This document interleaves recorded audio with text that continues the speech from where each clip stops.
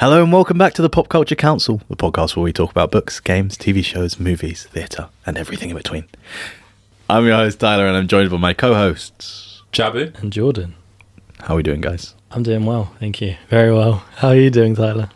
I'm doing good. Since you didn't ask him last time. I'm happy you're good. Anyway, should we get into it? Yeah, I'm good. Nice one, mate. No, I'm good.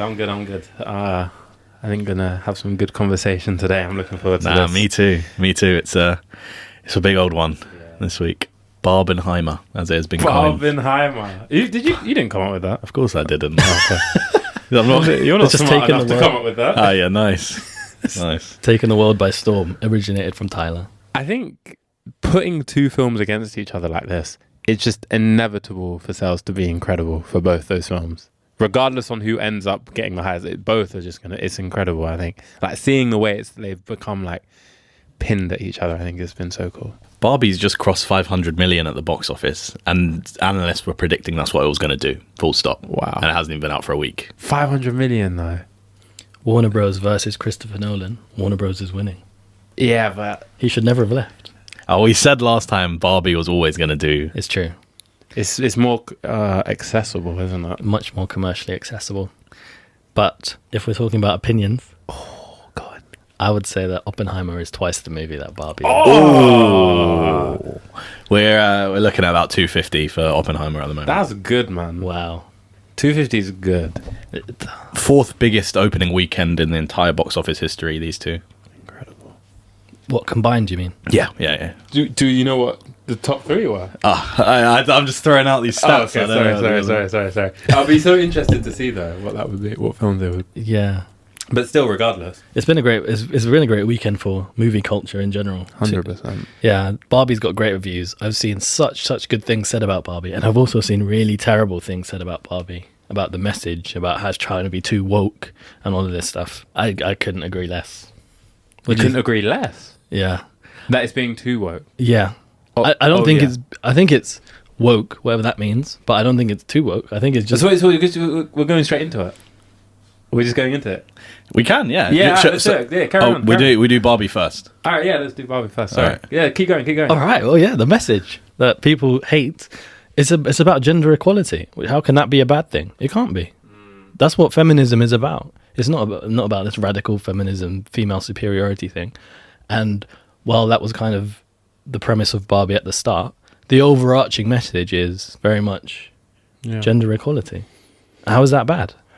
I think everyone's doing a bit too much, because I've been seeing I've been hearing about guys who are saying, oh, it's an anti-hate men kind of film, which I heavily disagree with. I'm like, you've not watched the film properly if that's what you're coming out and that's what you're thinking. Although though, I have seen certain females online and stuff saying things like, oh, if your man comes out of Barbie and doesn't agree with everything that's being said, then you need to get rid of him and that's a red flag and stuff. I'm just like, okay, guys, everyone's just doing a bit too much. It's a film. Like, certain things are dramatized for the sake of humor and like... The movie was very... Sorry to interrupt you. The movie was very kind of... It knew what it was doing, self-aware, fourth wall breaking, all of that kind of thing as well for the purposes of comedy. So exactly, like when I think of like some of the great comedians of our time, like someone like Dave Chappelle, for example, who's he talks a lot about the society as a whole. I know certain people don't like him and stuff, but I think some of the stuff that he's done that has been very good and been received well, he's not talking literally. Like, that's what's funny about it. So this film, as much as it is talking about like obviously the inequality of like genders and stuff, but it's not supposed to be literal. Like, you can't take a lot of it as like the guys who are saying, oh, there's an anti-hate men. Like, obviously it's a bit exaggerated. It's a film. Like, everyone just needs to get a bit of a grip. And I think it's a bit stupid to say, oh, your man needs, if he doesn't like it, a red flag or whatever. But I think everyone's doing too much. I think it was a great film. I think it was so clever. I really enjoyed it. Like, I was laughing so hard. Really? Through yeah. I was proper laughing. I did not at the... I think I was laughing more, not at the like the obvious jokes, but you know, some of the like little side comments they'd make and stuff, or like some of the things like Ken would do. Just those little bits which I just thought were hilarious. So Yeah. Goes without saying, spoilers for Barbie and Oppenheimer ahead. If you haven't seen the movies, definitely go and watch both of them. They're great. 100%. But yeah, you can also use the timestamps on the video or wherever you're streaming this to skip through the stages. Tyler, the host being the host. Absolutely. I have to do my duty.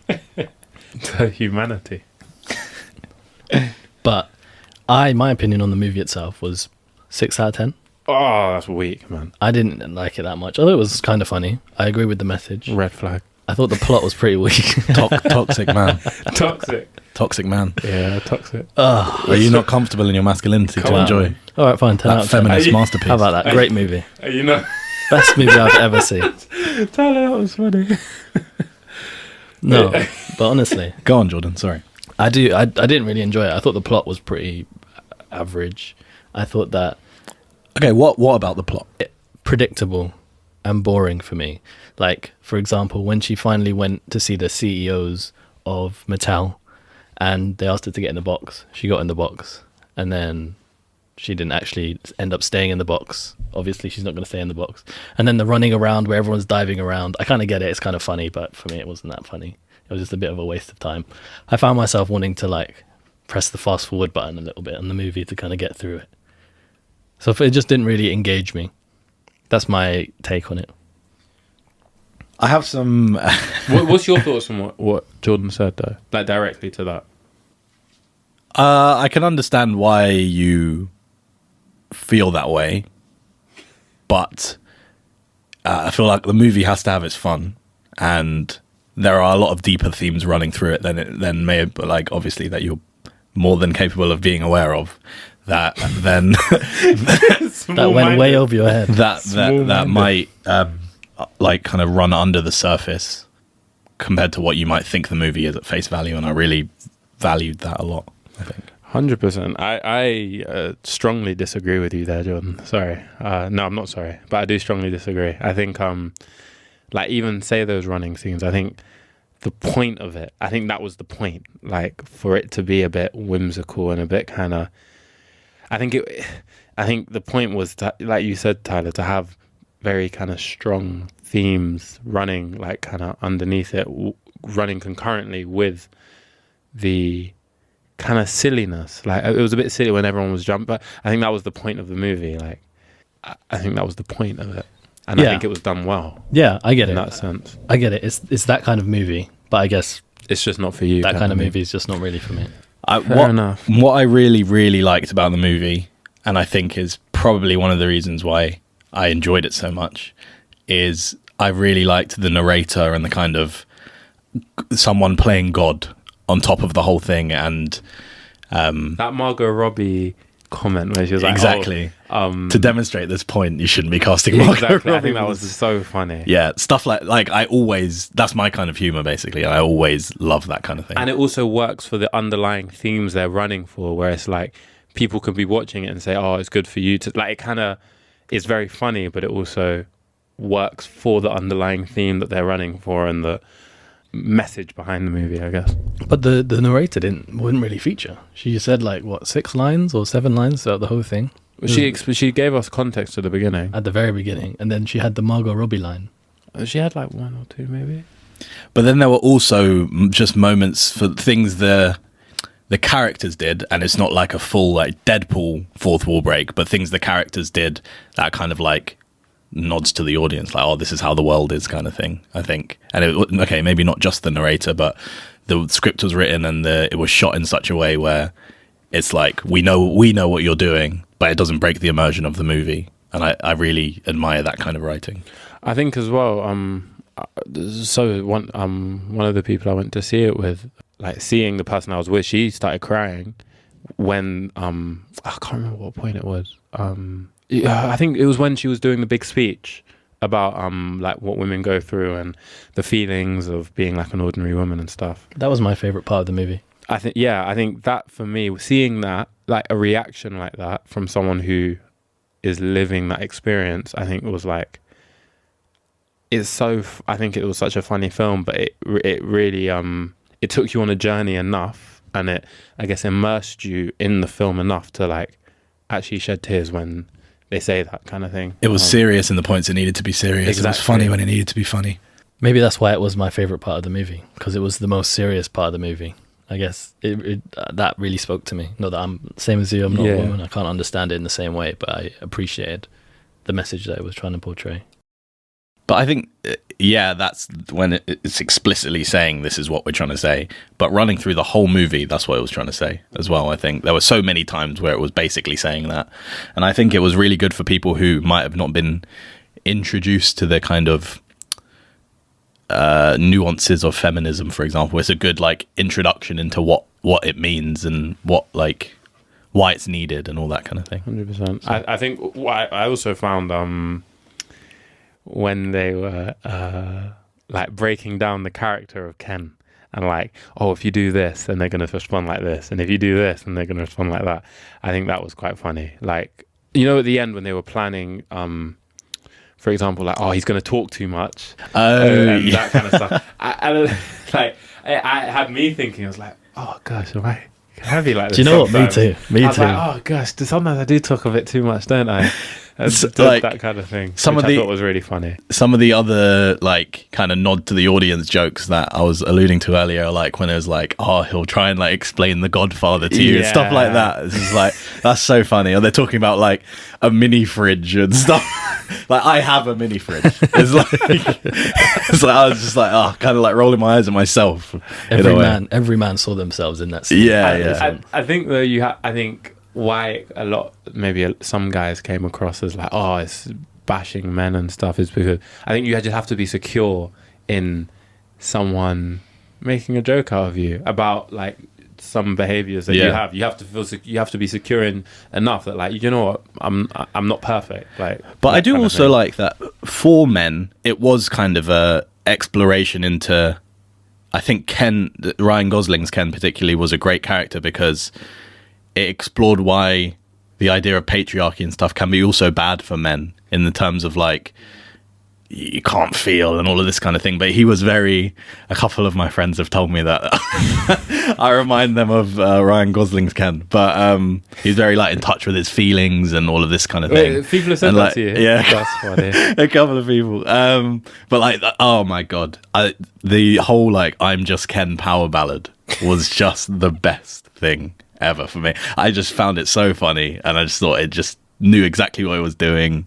Or like the dance break and everything. It was so good. And then also the scene where they were all playing guitar to the Barbies and like staring intensely in their eyes. That's hilarious, man.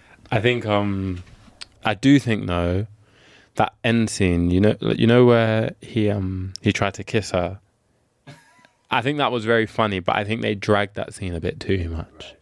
That's one thing that kind of I felt like him trying to kiss her was really good. Like, I think it worked really well. I think a lot of the conversation, but I think it didn't need to be it just felt a bit long, that scene. That's kind of one of the points I would make where I was like, I'm happy they didn't end up like all of that. Can you imagine? 100%. I completely agree. One of my favorite parts of the movie was that she was at no point enamored at all by that Ken or any of the Kens. She was never like, 100%.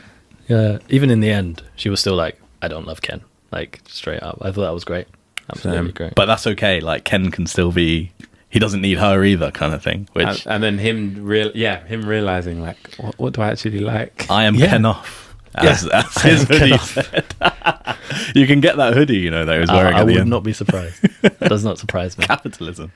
But the fact that they were talking about Ken finding out who he was without Barbie was really interesting, because it shocked me a little bit, because you never see that with men. It's always the woman who has to go away and find out who they are outside of their relationship. But I think that's it's exactly what the movie's trying to do, turn these things on his head and absolutely reverse the roles, as it were. Absolutely. I've got some funny 1-star reviews from Letterboxd that, technically Ron on Twitter has compiled them. And he said, I took 1-star reviews of Barbie from furious men on Letterboxd and put them on posters because it made the film seem even cooler. These are some of the comments that some people left. An alienating, dangerous, and perverse film. Perverse? Why is it perverse? Who knows? The feminist agenda will kill us all. A pink acid trip that feels like being slapped by lots of confusingly attractive people.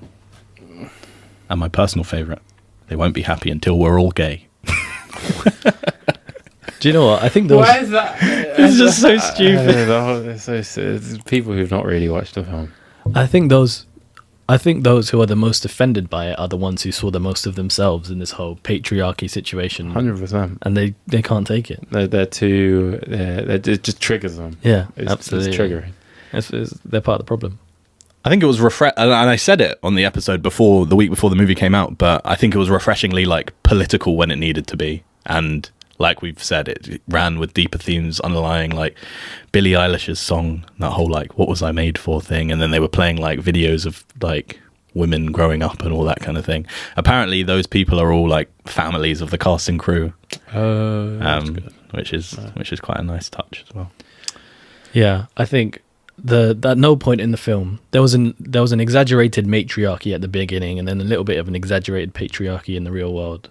But I never got the idea that it was trying to push any kind of agenda other than gender equality. You know? I was surprised because I came out, and then one of the people I went to see it with sent me like a thing of like, oh, this is how people are reacting to it.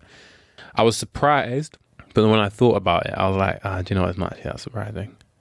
Shout out to Simu Liu's Ken as well. I thought he was really, really good. And yeah, all the other Kens. Is that Shang-Chi? Yeah. Shang-Chi, yeah. There was a real raid of the sex education cast in this. Oh my gosh, yeah. There's Adam Groff. I think his name's Connor Swindles. And then Chuti Gatwa, Emma Mackey. Then you had and they were that Barbie and Ken were together. Yeah, which was quite cool. Gravik was that? Kingsley Ben-Adir. Yeah. He was like Vice Ken to the main Ken. Sidekick Ken. I was as I was watching, I was just thinking of like, I always seem to do this when there's like a big cast of like people from loads of different things. I always think of them in their other like things. I was thinking like, what, Gravik's here, then you have Shang-Chi, then you have Maeve from Sex Education, the next Doctor's here, like I don't know why my brain does that all the time. Then I was thinking of what's her name from DC, Harley Quinn. Yeah, I don't know, my brain always is just Another thing I found really and it's kind of the same thing I've been going on about nodding to the audience and stuff. Like when she was throwing the clothes out of the house, for example, it was like saying the name of the piece of clothing that I just find that stuff so funny, man. He's like, not the thing from 2001, and then she throws it and it like stops in a freeze frame. That's hilarious. When they were explaining as well some of the like editions of Barbies there have been, I was so surprised that actually made it to market and they were selling that. Like Pimp Ken and like Magic Earring Ken or something like that. Yeah. And there was like a video Barbie as well. And then there was one where it's like when you lift her arm, like her breasts grow and stuff. I was just like, I cannot believe this is what used to be sold on. Always pregnant Barbie? Was that a thing? But her name was like Midge or Mitch or something like that. And she was like her friend, Barbie's friend, but she got discontinued. Like Alan. Oh, I loved Alan. Oh, Alan as well. Alan was one of my faves. It was nice that it was quite inclusive as well in terms of in like all the different Barbies, different shapes, sizes, colors, all of that kind of thing. It really but yeah, it was nice. What did you guys think about the fact that the stereotypical Barbie, Margot Robbie, had come to the world for the mum, not the daughter in the end, and all that kind of thing? Jordan's making a face. Don't care. Predictable for me. I could see it. I didn't really, especially when you could see her drawing the. Yeah, you could see it coming for sure. But yeah, no, I mean, it was kind of interesting, a little bit of a twist, but not too much where I was like, oh my gosh, When she went to the school of the kid and then they were all just like heckling, she was like, hi guys, and they were like, Did you see that Bratz thing that I sent? The TikTok thing about the Bratz. The kids were based on the Bratz. Yeah, apparently their names are the names of Bratz. Did you watch I didn't see it. Oh, no, yeah. The original 4 Bratz were the names of the kids who were being unkind to Barbie at the school. Oh, that's really funny. And I think they put the way they looked like Bratz as well and stuff. Like the Bratz that they were named after and stuff. So like Barbie's natural enemy. Oh, yeah. I like that a lot. That's cool. I haven't seen that. That's really cool. For those who know, they know, kind of thing. Really good. I never picked up on it. Someone sent it to me on TikTok. Did you guys see the thing I sent you? I think it might have even been yesterday, where it was like the scenes of Margot Robbie as Harley Quinn and the scenes of her as Barbie. I watched that. It's obviously clearly very intentional, but it's really cool that there's like parallels of like exactly things that Harley Quinn's done in the previous filmography, and then things that Barbie. And like shots and like filming her like heels as she's walking, and like the lowering of the sunglasses and stuff like that. It was like when they put them side by side, it's they've clearly done it on purpose. Yeah, I wonder if that's like the directors or the film crew are doing that, or is it more like Margot Robbie's like, is Margot Robbie pushing for those type of shots? Well, Margot Robbie was a producer on it as well, so interesting. Yeah, but yeah, I don't doubt that Greta Gerwig, the director, played a hand in it as well. No, it's cool. I thought it was a very good film. I enjoyed it. I would say I think I say I enjoyed it because I went in with like no expectations, so I was thoroughly impressed. What about the acting? I think it was supposed to be very like animated and very like, whoa, what's the like that? I think that was the point of it. But I think what they were trying to do, they achieved. I think is what I would say. Like what they were trying to do, I think they achieved it well. So. And it made sense for the film based on it being like Barbie and stuff. Yeah, I think my acting MVP was Ryan Gosling, probably. I think he was great. Very funny. I think he was really, really good. He delivered the role that they wanted him to deliver pretty much perfectly, I think. Yeah. My favourite joke, I don't know if you guys remember, was the choir of 2,000 young fathers. I don't know why, but I just cracked up so much of that joke. Do you remember I don't remember it.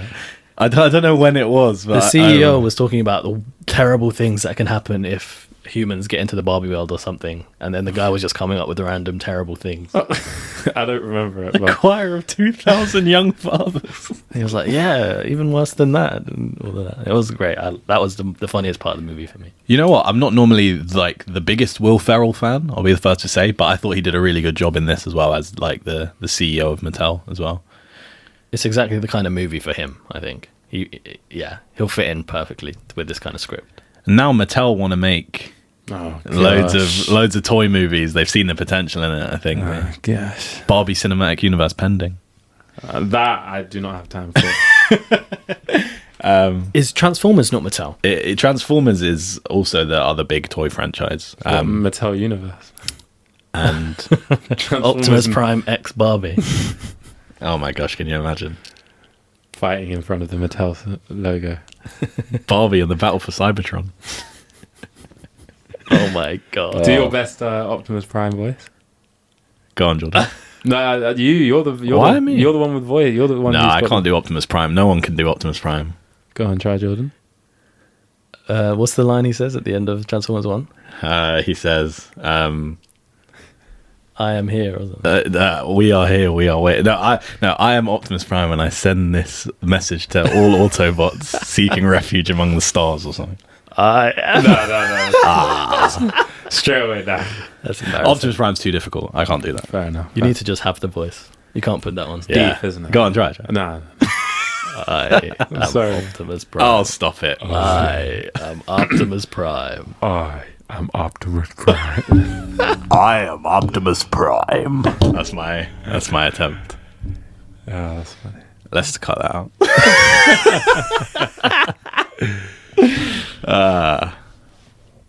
But I'm not here for Mattel doing more stuff. Like sometimes you just allow it, let it be good, and then just move on. Are you telling me you don't want to see a live action Hot Wheels?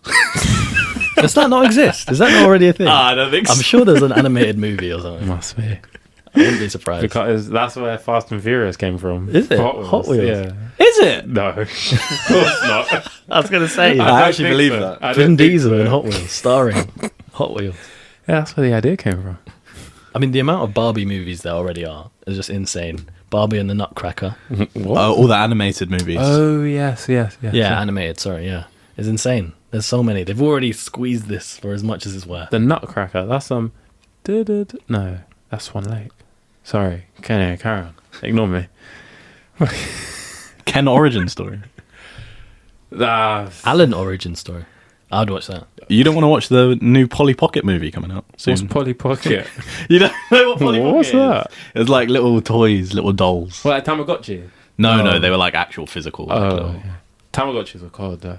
You did a Tamagotchi film. I had a Tamagotchi.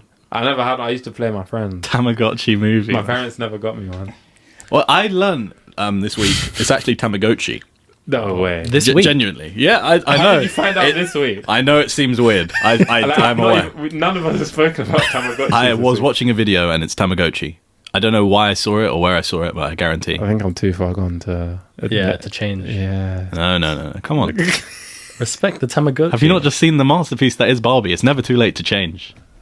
It's too late for me, man. Oh, Wait, what is It's Darth too Vader late for me, my man. son, when he's talking to Luke? I was thinking that as well. Luke Skywalker. You guys don't want to see the Uno movie? Oh my god. Do you know what could be a cold movie? Monopoly. Oh my I think Monopoly. Starring the guy with the mustache. Yeah, like really about capitalism just beating down some of the like. No, real- that would actually be really good. And then it turns from Monopoly into the Joker, because he gets done in by like capitalism, and then he goes into like his dark phase, and then becomes the Joaquin Phoenix Joker. Oh my gosh, that is what you're tying in DC to it. I think you could. I think. Oh my I gosh, think it's that could Warner work. Brothers. They could do it. I think they No, could work. Mattel is. It's not. Mattel is a monopoly though.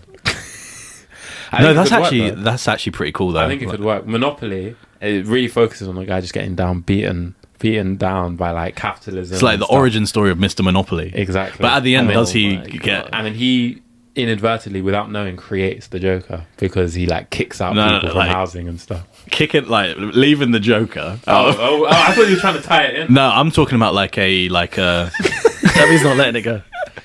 I'm talking about like the man you know on the Monopoly board. Yeah, he is like a big. He's like, a bad guy. Is this animated? Bad guy. No, it's not animated. It's live No, action. it's live And it's action. like a social commentary on Monopoly, Is it funny? on Or is it- capitalism. Does it like make you cry at the end type of vibes? I think it's either going to be funny or make you cry. No, but I think it's like Barbie, where it's like Makes you think. Oh, I think that could work really well, actually. Yeah. Yeah, I'm here for that. Monopoly, come to us. We'll give you some good ideas, man. it's the origin story of the guy you see on the board, and at the end he becomes the Tyrant. man he swore to destroy. He becomes a tyrant. Yeah, I like that. He gets a monocle at the end, and he's like, "Oh, I'm Mr. Monopoly," and then that's the last line. Yeah. It like zooms into his face, and then a monocle like attaches. Oh my god. No, I think this could work, you know. What? Where at the end he's seduced by the dark side of the the dark force. side of capital. The dark side of What's the light side of capitalism if you're rich? Yeah. He realizes there's no hope in this world, and he just becomes like a shill of the capitalist machine. My gosh. Yeah, and there's Jordan's sworn enemy. Oh my! I'll play the opposition in that movie. The socialist. Cast How me. would a game about communism go? Everyone wins. What would it be called? Fair markets or something?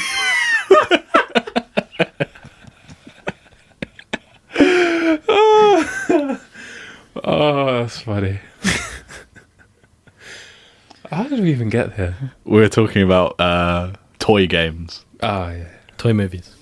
Yeah, sorry, toy games, toy movies. Yeah. I haven't got anything else to say about Barbie there. No, overall, a nice, lovely, blended feminist masterpiece. What are you giving it out of 10? I'm bearing in mind I'm quite conservative with my ratings. Generally. Generally. What's the highest film you've, just for context, what's the highest number you've ever given to a film that you've seen before? Probably like 9.3 or 4. And that's to Dark Knight? I don't know what it is. But like 9.3.4. I don't 9.3. want to say what my favorite Fair. movie is all the time. But 9.34. that's probably like, yeah, that's a big question for me. I don't know. But Barbie, I'd give a strong 7.9 to 8.1. That's a strong one. Why is it so specific? You have, No, you, you have to. you do have to use the decimals because Okay. otherwise it's 8. Why What just is do it that? out of 100 then? You 79 to 81. All right, there you go. 79. It's just that specific. Nice one, mate. Now, Jordan, what's the highest rating you've ever given a film before? 10. You've given a film a 10 before? Yeah. What film? Oppenheimer. Ooh, we'll come on to talk Okay, about. so what are you giving Barbie? I'll stick to my 6. Oh, you gave it a 6 previously? Yeah. Okay, cool. I kind of liked it, but it didn't really engage me in the same way, especially as Oppenheimer did. Well, as a segue into Oppenheimer. Thanks for asking me, guys. Anyway, carry on. Oh, sorry. But yeah, no, continue, Tyler. What were you saying? What would you give it? What would you give it? It doesn't matter anymore. No, I genuinely, I genuinely want to know. I'd probably agree. I probably haven't given a film more than a 9. I don't think I can think of. I don't think there's a perfect film. Just as a disclaimer, So, what did you give Barbie? Yeah, I'm just thinking. Nice one. No. I'd give it like, for what it did. I think it did everything it was supposed. I think I'd give it like an 8.4. I think it did what it was supposed to do. Yeah. And I think what it was supposed to do was a good idea, and I think it performed it well. So, yeah, I think 8.4. What were you going to say there, John? Oh, nothing. It's fine. It was relative to the perfect movie thing, but Go on. I was just going to say, just as a disclaimer, I understand that there's no such thing as a perfect movie, so I take that into account when I give a 10. It's not perfect, but it's really good. That makes sense. Moving on. Segue into Oppenheimer. Apparently, Cillian Murphy has been asked if he would play a Ken in a Barbie 2 or a Barbie spin-off, and he said he would absolutely be delighted to. So He could do it. He could do it. I'm sure he could. He could do He it. definitely could. But everything I've seen him in has just been like opposite of that. So I think it would be so cool to see him in something like that. I think it would be jokes. No, I think he would be good. Yeah. But it's interesting, isn't it, that just because he happens to also be a hot ticket item at the moment, they're asking him about the rival movie and if he would. And that's absolutely how it works as well, because he's been asked and it's like buzzing around now.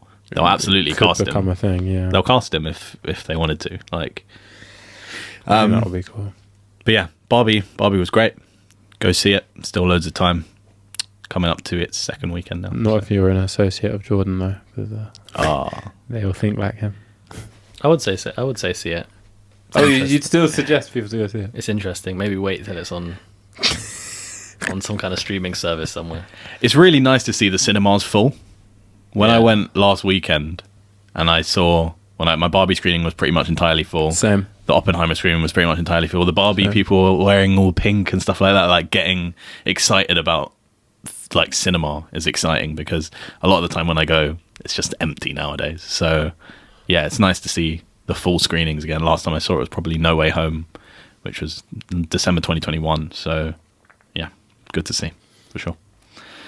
Oppenheimer. Jordan should kick it off, I think. Tell us, Jordan.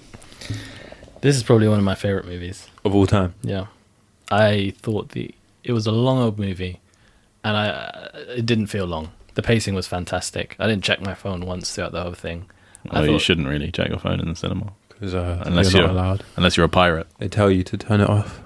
But go on. I didn't check my watch. I don't even have a watch. I didn't check the time once throughout the whole thing. I thought the pacing was wonderful. The acting was unbelievable, especially Cillian Murphy. He was so good, so good.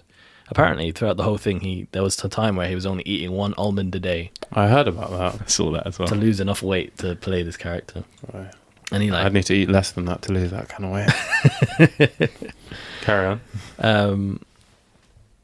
Yeah, I just thought it was phenomenal. Really, really good. I really enjoyed it. It came out of it and the subject matter was so heavy, and it addressed it without really addressing it. Like, we never saw the bomb drop on Japan, but the little effects and the one of my favorite parts was when they were testing the bomb, and after it went off, there was like a moment of silence, and I was really expecting a really loud noise, and I kept expecting it, and then it never came, and I was like, oh, okay, they've just gone with the silence, which was so effective. And then the loud noise came. Yeah, I agree. It was like, wow, that really did shock me. From start to finish, I thought it was amazing. I think my favorite part of that film was the black and white. The black and white being like, this is actually what happened, and like, this is facts. And then the color scenes being like, this is more of like, I guess, our interpretation of what happened. And then the like redoing of certain scenes in black and white versus some of them in color, I think was really like, I can't think of anything where I've seen something like that before. And I think it could have potentially been a bit tacky if it wasn't done well, but I think he done it like perfectly. I think it was done so well. So I really like that. I also really like, I guess, kind of like what Jordan was saying about the subject matter. It's not a subject matter I think about much. I've never really I guess I did history, so I thought about it like during class and stuff, and you might see certain things if you go to a museum or something, but it's not something that like I feel like dominates conversation much, this topic anymore for where we are in time and stuff. Obviously back then during the Cold War and stuff, obviously like World War II was a big thing and stuff, but I think for where we are now, for me, like in my circles, like in other circles maybe, but for me personally, it's not something that comes to my mind much. But sorry, I'll let you finish. I was hoped so. sorry, joking. But it's not something that will come to my mind much. And there are other subject matters, maybe like feminism, say in Barbie, that like I'm exposed to a bit more on social media or whatever, and just general conversation. But I think the way it drew me in, like it really kind of captured me across. I'm not the biggest, I don't follow the kind of politics hugely, and it's not something that like really interests me a lot. But I think, I don't know, I think being able to like, when you read about the whole thing that happened on Wikipedia, it's like, oh yeah, it's cool. It's kind of interesting. Oh yeah, he lost his security clearance. Oh yeah, cool. But like the way the film really kind of entrenched me in it, and like I felt like I was on the journey, and like every little small thing I felt like a way about, and like I know it really took me on the journey, and I felt like I was feeling things with the characters, and the storyline kind of just brought me along with it. And like, but then when I step back out of it, I'm like, oh, the subject is not something that's hugely anything to me, but I really was along with the journey and that kind of thing. So what I was going to say was, I think that was the start of nuclear weapons being built. And today, the threat of nuclear war is very much real and underlying and underpinning the whole kind of political landscape of the world. That's fair. I think fair enough, we don't see it day to day on social media or whatever, but it is absolutely something that has massive, and obviously you're aware of this, but like massively informed history. And now a lot of the world superpowers have major nukes and they could just wreck the world. I think the trial that was underpinning the whole movie as well really helped with the tension, like you mentioned, like the whole security clearance meeting, the way it was flicking back and forth between the present, in quote marks, and the past was really what helped keep the tension going, I think, throughout the whole thing. It kept me hooked, personally. That was great. I never knew, what's his name? The genius guy. Einstein. Einstein was like about them days.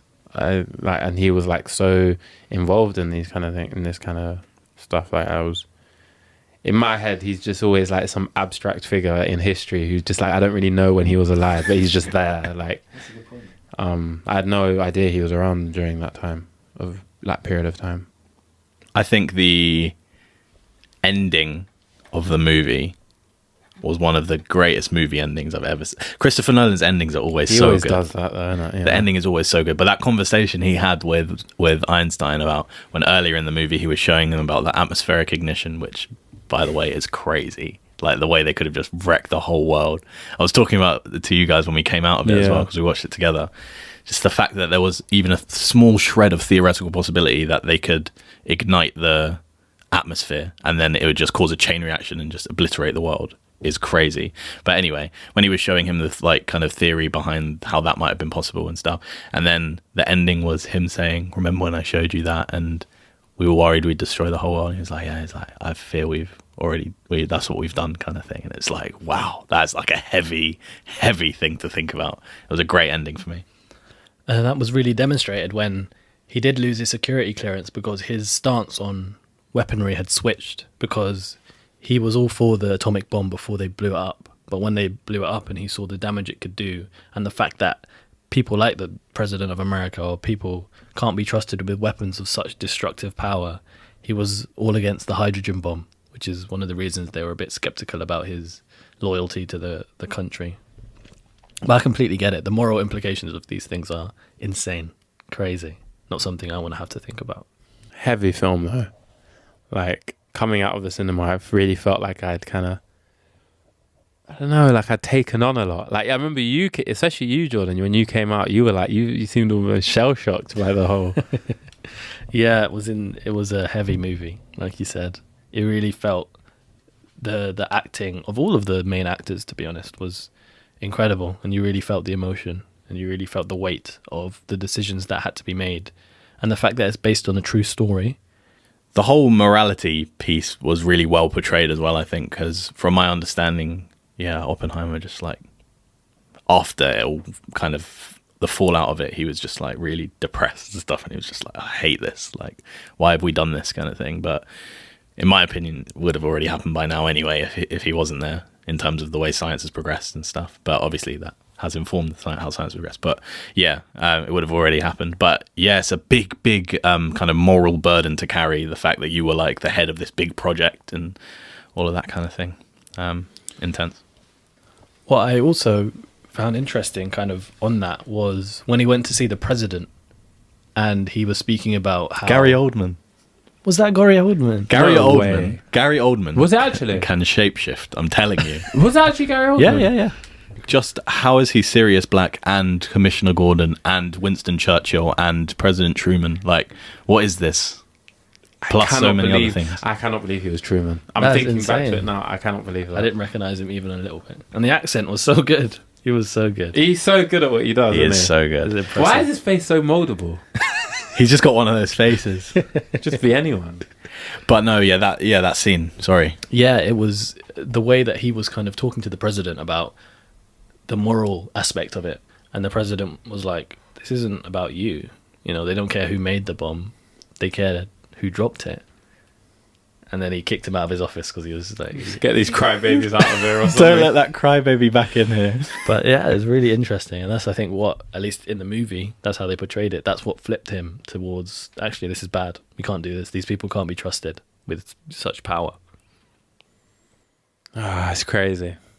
The whole thing is great. I did a lot of reading, and then was reading about the hydrogen bomb and I was reading, seeing who did what in like different projects in regards to the atom bomb and stuff, and then going back to the film and then seeing their face. I was like, that makes a bit more sense, because I came out of it and I was a bit like, It really makes you want to go and do a bit more of a deep dive into what happened, didn't it? 100%, yeah. It's definitely one you got to see again. 100%. I need to go see it again. I've been meaning to, because I'm like, certain things are just through. Like, I remember you guys were having to. I was like, so wait, that part and but I think a second watch will be good. But 3 hours though. Yeah, it's one of them. You got to time. kind of let it sit with you for a bit and then revisit it another time, I guess. But 3 hours is a long time, man. I definitely intend to see it again while it's still in the big screen. I think acting was amazing on all fronts in this one. Javier and Matt Damon have a love affair. Listen, Jason Bourne. Let me tell you something about Jason Bourne. He's an incredible guy. He is so good. He's so good. I think he's just that real like early noughties, late 90s actor who's just like, he just does what he does what it says on the tin type of thing. Like, he's just quality.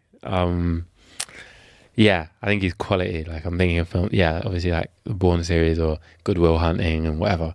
But yeah, I really, really like Matt Damon. But I think he was great in this. I think the relationship he had with Cillian Murphy, I'm trying to use their other name, Tommy Shelby. Yeah, the relationship Jason Bourne had with Tommy Shelby. I think it was great. No, I think it was honestly really good. I think it was funny when it needed to be funny. It was serious when it needed to be serious, and like it was actually serious. Where like as the audience, you can during the conversation you can feel like it's palpable, the tension. But then when you needed to have a little chuckle over like a sarcastic comment or something, I think it was good. So I think it was quality. The best actor in it, I probably wouldn't give it to him. It would probably have to be Cillian Murphy. I think he was the best. It has to be. He was fantastic. But I'd say Matt Damon was definitely up there. Shout out to the female actors in it as well, like Florence Pugh, Emily Blunt. Emily Blunt, her testimony, Oppenheimer's wife, I think her name's Kitty. Her testimony scene towards the end of the movie was so good. as well, like when she was kind of winning the hearts of the council, but also like being quite witty and lashing back at the... Yeah, for a character who wasn't like at the forefront, she had a lot of depth. Yeah.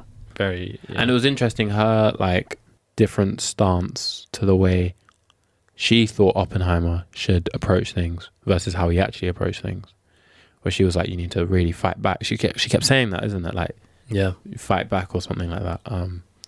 Whereas he was, I don't know, he was more just kind of like, what will be kind of thing. I think he was kind of playing the game. He knew.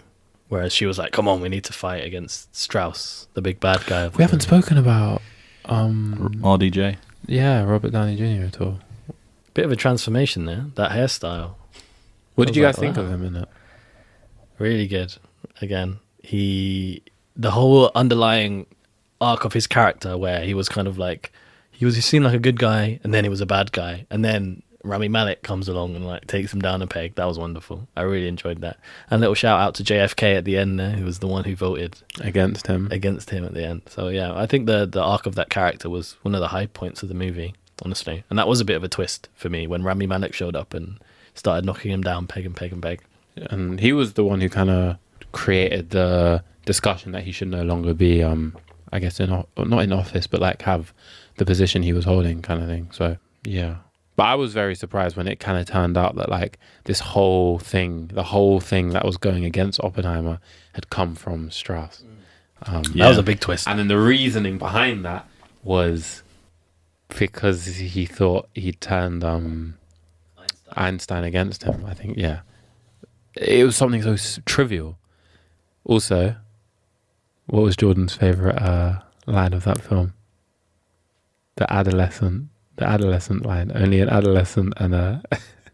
Only an adolescent or a fool presumes to know someone else's relationship. Quality. I try and tell you guys this all the time. He does. He does say it. He always says it. Only the two people in the relationship can know the full extent. To be honest, I agree. It's so true. It is true. I mean, obviously, we're laughing and we roll our eyes when you say it, but I agree with it. I think it's very true. It's because it's like, it's a classic. Like, he's always saying it. But it is so true. Yeah, it is very true. It's almost lost its weight because he says it so much, but it is so true. Agony Uncle Jordan. That's it. Teaching. I'm going to start writing a blog. Everyone can write in. Send in questions. Maybe I'll start a podcast. Start a draft. Yeah, that's one. Right? Start drafting it up. Florence Pugh was also really good. I think she played the role that she was meant to play. She was the one he was... Jean Tatlock, the one... having an affair with. Yeah. And I think because that was such a big part of his kind of mental health decline as well when she committed suicide. I thought she like fulfilled the role she was meant to fulfill quite nicely too. Josh Peck was there too. Me and you were laughing and smiling at each other. He's from Drake and Josh. One of the guy who played Josh in Drake and Josh. Me and Jordan kept looking at each other and laughing because we like grew up with that show. So we were like, oh my god, he's here! Like he's pressing the button for the first test of the atomic bomb. Josh himself. Why? Remind me, why did she commit suicide again? Because well, I'm sure she had other things going on, but I think the straw that broke the camel's back was him saying we can't see each other anymore. I think that was what was implied anyway, yeah. Yeah. A little bit of an opposite message from Barbie there. The woman kills herself when the man dumps her. I mean, it's indicative of the time it was made. And, yeah. Ooh, counter. That is He countered you. That is a criticism. Well, it's also just history. It's not like... It's just what happened to that individual. It's not like a commentary on... But it wasn't black and white, though. Not a commentary on how women should be. It wasn't black and white, though. Speaks to Oppenheimer's opinion of women. Or Nolan's. No. I'm joking. Oh, my gosh. I'm joking, Javi's going for Christopher Nolan's throat. I'm joking. About to get sued half to hell. Cancelled. One of the criticisms I've seen of the movie is that it doesn't really portray the female physicists of the time it was very heavily male dominated. And I think I don't know, but the science world was very heavily male dominated in that time. But I just assumed that's why, because I just thought, well, it must have been mostly men because that's how the world was. I think so. And that was my interpretation of the criticism. Like it was quite historically accurate in that way. And that was the reason. So it wasn't historically accurate in other ways. Apparently, people have been saying in these, they have like a celebration scene after the bomb goes off and he's like in the kind of gym Yeah. kind of area, and they're all in the bleachers, and he's like having a speech. And then he's seeing them all get their face Yeah. ripped off and stuff. The American flags that they were waving have 50 stars on them, but there weren't officially 50 American states. There should have been 48 stars on the flags. Wow. But people like paused and counted them and everything. How did they pause? I think it's in the trailer. One of the shots are in the trailer, or in like an extended piece of kind of release material. And they were like, "Hang on." I saw another interview where it was like, I know we've spoken about how the IMAX reel is 11 miles long when it's uncoiled. Apparently, it takes approximately 3 hours to walk 11 miles. So you can walk the length of the IMAX reel while watching it. That's funny. Cillian Murphy has been in 6 Christopher Nolan movies. Do you know? Let's try and name those. I know them. Let's do a movie. Me and Tyler go. You know what they are. So me and Tyler go back and forth. I'll start off. Batman Begins. Dark Knight. He is in Dark Knight Rises. He is. Yeah, that's 3. So that's 3. Oppenheimer. That's 4. He's not in Interstellar, is he? No, I'm gonna say Interstellar. No, he was not in Interstellar. Okay. He was in Inception. Who was he in Inception? He was in one of the dreams, or I think he's either Yes, he was in Inception. Of course, he was in Inception. And then what's the 6th one? He's in Dunkirk as well. Dunkirk. He was a shivering soldier in Dunkirk. Yeah. He was. I've seen so many Cillian Murphy videos this week, so that's a bit unfair. I lost that one. Yeah, it didn't need to be a competition, but you made it one. No. Yeah, but no, he's definitely a Nolan boy. Gary Oldman's a Nolan boy. He is. Is he? Yeah, oh yeah. Yeah. Dark Knight trilogy. Commissioner. And he's in something else as well, I believe. Leo is only in one. Your favourite. Like Matt Damon, Leonardo DiCaprio. You love them so much. I love them. But no, I think quality film. Yeah, Oppenheimer, top tier. Ratings out of 10? 8.7. I'm going 9.2 on this one. Giving 8.7. If I'm saying like the best film I can think of is like a 9, probably like an 8.7. Maybe even an 8.8.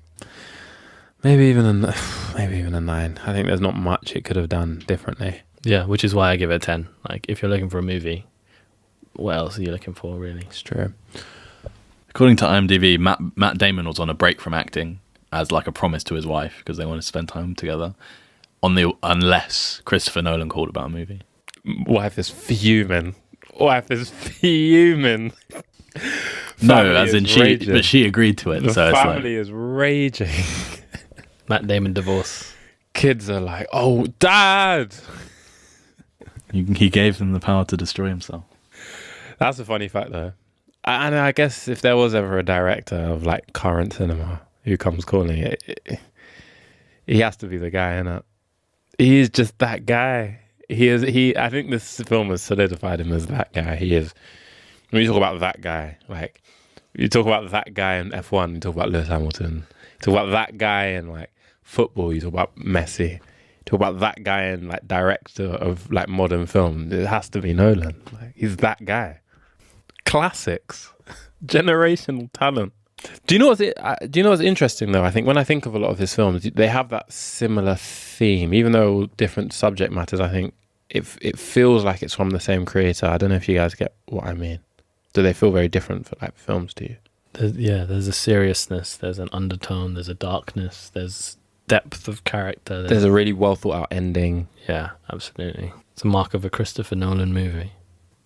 Apparently the scripts for Oppenheimer was also the colour scenes were written in first person. Like an I did, instead of an Oppenheimer did this or that, which is interesting as well. It was a clear, like, thought out plan to make that separation. And apparently the Crybaby Truman line is actually like historically documented as a thing he said. President of America. Land of the free, ladies and What gentlemen. do they call him? The commanding officer or the commanding chief or something? Commander-in-Chief. Yeah. Almost a little bit better, though, than the manipulatable weakling we get in Secret Invasion for the president. That guy was so annoying. President Ritson. Oh, this is a good segue. I like this. Yeah. I mean, do we want to talk about the end of Secret Invasion? We're just going to trash it, aren't we? But yeah, we might as well. Let's talk about the trailers first. Okay, cool. Marvels and the creator. What one do you want to talk about first? New trailers for this week. And Gen 5. Or are we not talking about that? We'll talk about that after Secret Invasion. It's Gen V, by the way. Nice one.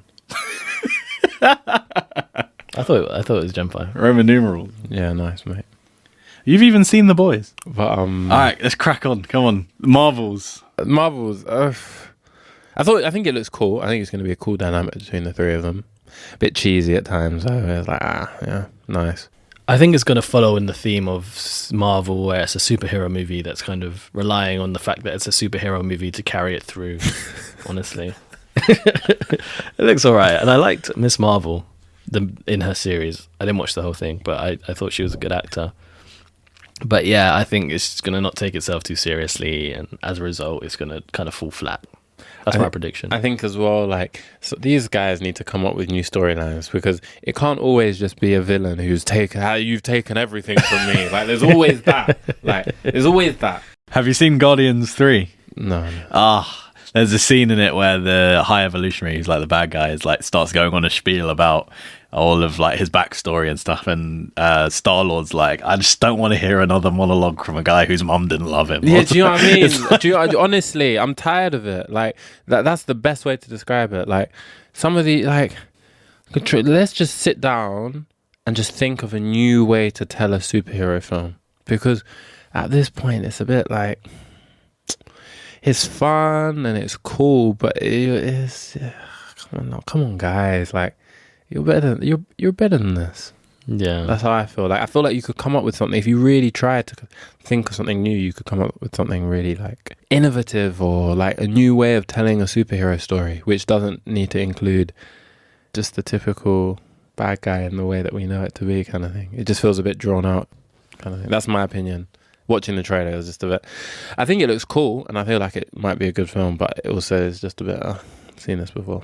It's nice to see some kind of effort to bring together the mess that Phase 4 was into, you know, we got Monica Rambeau from WandaVision, you've got Kamala Khan from Miss Marvel, and you've obviously got Captain Marvel as well, who's from kind of like the main Infinity Saga, if you will, kind of being brought together into one thing. It's nice to see a bit more of an effort to kind of make it a bit more cohesive, because I think that's a big issue where Phase 4 kind of fell a bit. So many bits and pieces moving around. But yeah, it looks okay. What's your thoughts, Tyler? Yeah, I think it looks okay. I saw some pictures, I think it was like with Empire magazine or something, which was like a first look before the trailer came out. And I did just think a bit like, it just doesn't look very good anymore. There's nothing. There's no excitement like there was in Phase 1, 2, 3. It's just the same. Do you know how excited we were when Endgame or Infinity War, walking out of Infinity War, Civil War, Civil War, good. Oh, Spider-Man's coming. Oh, Black Panther might be in it, but we're not sure yet. Unbelievable. And then the Black Panther movie. Sick, man. That was such a great time to be alive. And it just doesn't feel like that anymore. They need to go back to the drawing board and recapture the magic, I think. Are we too old, though? It's not about our age. Quickly shutting that down. Why? Because it's not just our opinion that it's like this. This is the global opinion of the MCU at the moment. Yeah, I hear that. There is a little bit of a sunk cost, though, now, isn't it? Like, what can they do? They're in Phase 4. What, they're just going to shut it down, restart? They have all this expensive IP. Flashpoint, soft reboot. Goodness me, reboot what they've announced. Well, so many of these shows do get cancelled, and they're just like, we're not doing that anymore, actually. They're like, we're going to make all of these 10 shows, and then half of them get cancelled. And they'll tease like 50 of them in the current show, and then we're not going to do that anymore. Why not? Oh no, we just didn't fancy it. No, it's just not. We decided to go in a different direction. Different direction. That's what they always say. They just decided to go in a different direction. Yeah, that's what they also say when they're like firing people. I think the company's going on a different direction, so gonna have to let you go. I can come with you on this new direction. No, I don't think so. I think you're wired for the other direction, so we'll see you later. No, but you're fired. Please. We want you to leave. Just leave. All right. I was trying to be nice. I tried to do it nicely. Just get out. Just get out. Leave your laptop. We'll reset it for you. We'll give you one of those cardboard boxes. Pack up your desk and just go. What are the cardboard boxes? Yeah. Don't let the door hit you on the way out. Don't look left and right as you're leaving. The creator. How do we feel about that trailer? I feel like, Jordan, it's your kind of thing. AI and all of this. So the premise, as far as I understand, is that humanity have reached a point where AI is kind of like developed enough to effectively be considered sentient. And they've developed robots and things where the singularity, if you will. Yeah. effectively, and the robots are now developed enough to like be the defenders of the Earth, Defenders, like the Avengers or whatever. The robots then turn bad. Oh yeah, they nuked like LA or something. And blow up LA with a nuclear bomb or something. And then it's now a battle between robots and humans, and the robots have developed a half human, half robot hybrid who's like the secret weapon, and the humans steal it, and it all ensues from there. I mean, I feel like that's kind of the whole plot of the movie. Do we even need to watch it at this point? Well, I'd like to know what happens at the end. Predictable, but also it felt quite refreshing to me. I think I liked Feels like it. something new. Yeah, it did feel quite exciting and different, but like familiar. The guys like the main guys like, oh, like loads of people are like, oh, the robot. Oh, The main guy's like, ooh. they're all like, oh, we love the robots. The main guy's like, oh no, you can't trust them. They're just programming all of this. Like yeah, it's a bit like, oh, he's the guy who's a bit disgruntled with the whole thing, and then he was right or whatever, and then but then he not falls in love, but like comes to care for one that's actually good or whatever, and it's a bit like, oh, we've seen it before, but at the same time, it did feel quite refreshing. So I think I'll definitely watch that though. It looks cool. Yeah, it looked pretty high budget. The effects looked really good. I saw a thing which was like, it's kind of slandering the Flash a bit, but this movie had like a fraction of the budget the Flash had, and it was like a Gareth Edwards movie. Gareth Edwards directs, the creator, on this budget, and then it was like an Andy Muschietti movie on this budget, and it was like, because the CGI of the Flash was questionable at times, even though a lot of it was like stylistic choice and whatnot. But yeah, it was kind of like, look what you can do with this money, and you're doing this kind of thing, which I found quite funny. But yeah, Gareth Edwards, who's brought us Rogue One. Yeah, he's a good director, so hopefully it'll be something special. Looking forward to it. Secret Invasion. Let's talk about this quickly. Get it over and done with, I guess.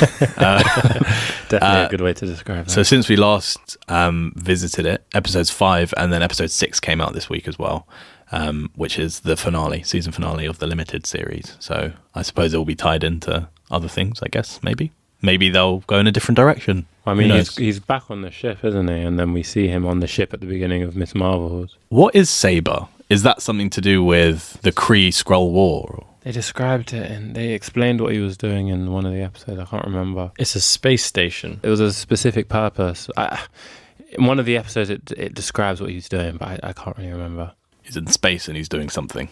I think it's some space station that the Earth is creating for defense or something. This is like if we were asked to describe what S.H.I.E.L.D. was before Avengers came out, we'd be like, S.H.I.E.L.D., get all excited about it. But now it's just, oh yeah, he's just in space doing something, I guess. There's too much going on. That's the issue with it.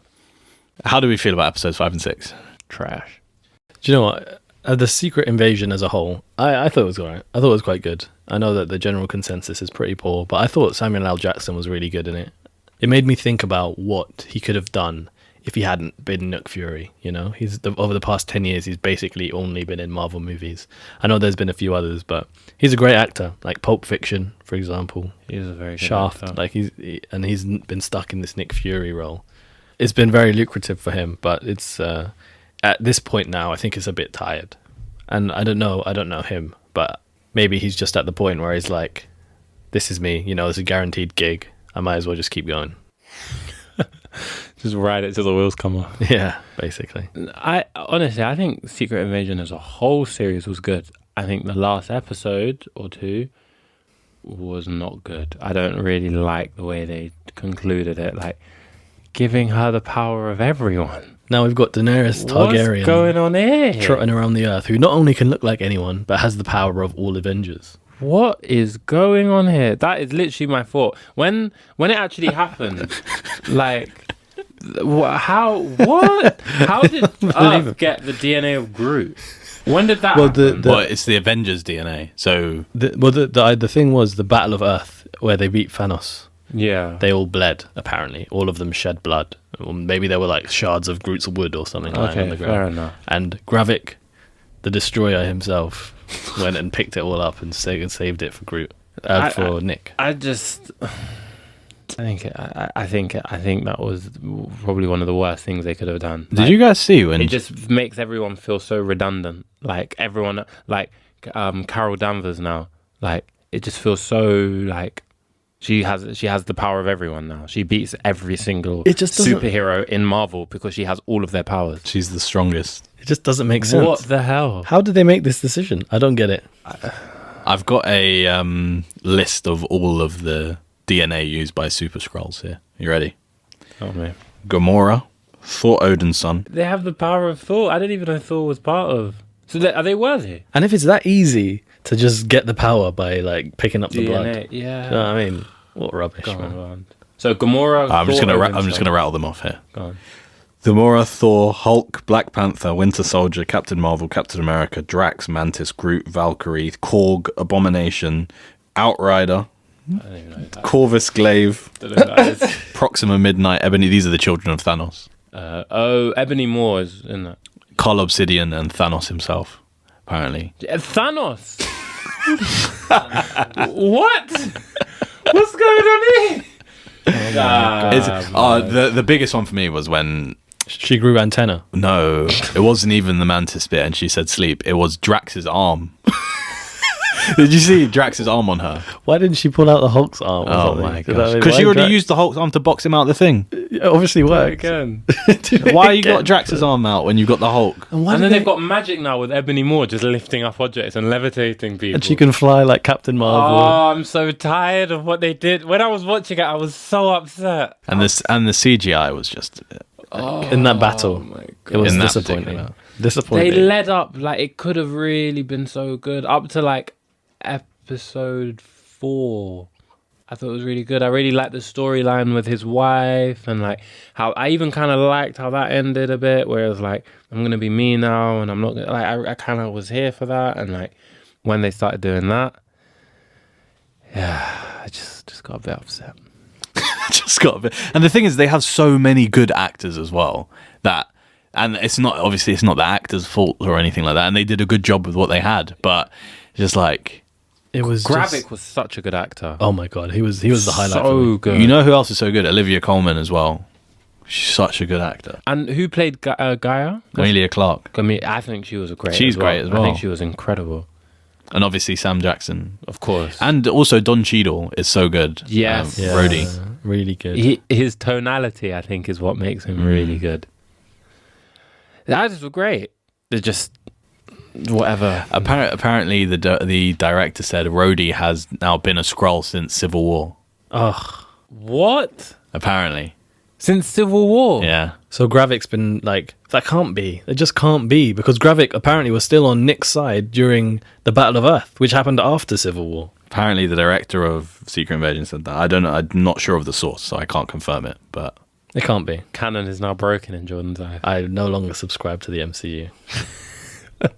It is tainted. Oh, this is such a shame, though, man. It was some odd decisions made, especially towards the end.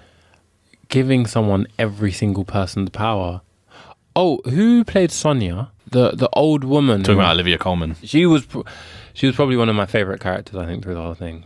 she's a great actor. And I think yeah, really witty, really like good lines, like the sarcasm with the seriousness, but like the matter of frank, but also kind of being a bit funny with it all. I think she was really good. Yeah, That's what we need the MCU to be. If it's going to be this thing where it doesn't take itself too seriously and all of that, we need more acting like that. The Rotten Tomatoes scores as they currently stand for each of the episodes. Episode 1, 52%. Episode 2, 50%. Episode 3, 38%. Episode 4, 38%. Episode 5, 50%. Episode 6, 10%. good. Lord. 10%. Those are particularly low. I don't know if I would have rated it that low. That's a really low running for the whole show. That's because 10%. most Marvel stuff will be above 65, 70%. Yeah, that's very low. That's too low for me, most of it. 10%, you know. I think 10% is fair for that last episode. Yeah, though. I might agree. But also these scores are always like, as with time, they kind of level out and either go up or down to, because they're always a bit like Oppenheimer's like 98 or something, like Barbie's like 94 or something. Same with IMDb. That's probably what Javi is. I saw Javi sitting up and checking his phone. He loves IMDb, man. That's the knowledge of all truth. Secret Invasion. Final thoughts, feelings about the series. I think it started fairly strong. I wouldn't say it started really strong, but I think it started like pretty good. I was quite pleasantly surprised, and then I think it just kind of tailed off towards the end. Good start. Disappointing ending. I agree. Last ticket item for this pod episode. The Boys spin-off, Gen V, trailer came out recently. Jordan rolled his eyes because he hates the gore of the Boys universe, but Jabu loves the Boys. Like, it's hard to tell what's obviously going to be happening through the trailer, but I think I remember watching it when I watched the trailer. It just it felt like, oh yeah, like they're bringing the same energy from the show, from the Boys, into something new. But I think it could work in this new kind of environment, so I'm very here for it. Yeah, because this kind of thing is right up my street. I'm surprised I haven't like fully watched all of the Boys yet. I still can't believe it. I've seen half of the first season because you would love it. I know, it's so good. I don't know, I just haven't found the time to fully visit it properly. But yeah, I think the characters are great and it's really complex. So I'm looking forward to but I'll watch the Boys before I watch this. But yeah, it looks good to me, I guess. I'm sure Jordan's going to be watching the Boys. No, do you know, like I said, I'm a sensitive soul. I miss out on some good stuff because of it. Like, I didn't watch Last of Us. I missed that. I didn't watch Chernobyl, which apparently is incredible, but missed that because I don't want to see people's face melting off. And now I can't see the Boys. What I like about the Boys is I think it's like a realistic portrayal of what the world might look like if superheroes were real. And I obviously that's the point of the show, but I do like that it's not like idealized, these like shining examples of society kind of thing, and everyone is going to have their issues no matter who they are kind of thing. Homelander is such a complex character, but I think the acting of him is like second to none. He's so good. Because you need me. Yeah, so good. I think he's so good. I don't know what the actor's name is, but he done what he was supposed to really well. Any further comments at this time? We'll revisit when it comes out. Any more? Brief news. You spoke about The Last of Us. They've now announced that they were going to do subsequent seasons from the success of season 1. They're going to do part 2 of the game and split it into 2 seasons. There's going to be season 2 and 3 of The Last of Us TV show, but it'll be the story of the game part 2. Okay, that will be received well. So they're splitting game 2 into 2 seasons. Okay, cool. That's right, yeah. I'm here for that. Invincible season 2 coming out soon. Been waiting for that. That was a great series. Although I think they're only releasing 4 episodes. And then they're taking like a 6-month break or something. Maybe. Because I think the idea is it might be because of the actors' strike, but that's crazy. I would wait until the whole thing comes out. I don't want to have to watch 4 and then rewatch the 4 when it comes out again. But, well, it is what it is, I suppose. And they did like a surprise drop of like an Atom Eve origin story, which is out now. I didn't see that. Yeah, you should check it out. I haven't seen it myself, but yeah. Invincible is one of the like most well-received like independent comic books of all time, and they made it into an animated TV show. You would like it, Jabu. You should definitely watch it. Yeah, a yellow character. A yellow... His suit's like yellow and blue. Or something. Are you thinking of Minions? No, nice one, mate. Nice one. Yeah, Invincible season 2 coming out sometime soon. Go watch it, check it out. But yeah, that's everything for this week. We'll catch you guys next time. Yeah. This has been fun. I've enjoyed this conversation. I think. Yeah, big weekend. Barbie and Oppenheimer. So both great movies. They did what they came to do. They lived up to the hype, I think, which is difficult. Both great, Jordan. I'm kind of trying to buy into popular opinion here. You don't want to get cancelled. I hear it. No, I think they both did what they were supposed to do. I think I can agree with that one. Yeah. Barbie. I found it really funny at the end when she was going to see her gynecologist, because earlier she'd said they didn't have genitals and stuff. Did you think it was going to be an interview? Yeah, I mean, that was the point. Yeah, it's like she was going to her first day of work or something, but that was funny. But yeah, I don't know why I brought it up. I just thought of it for some reason. But yeah, signing off. On that note, see you next guys time. later. See your gynecologist.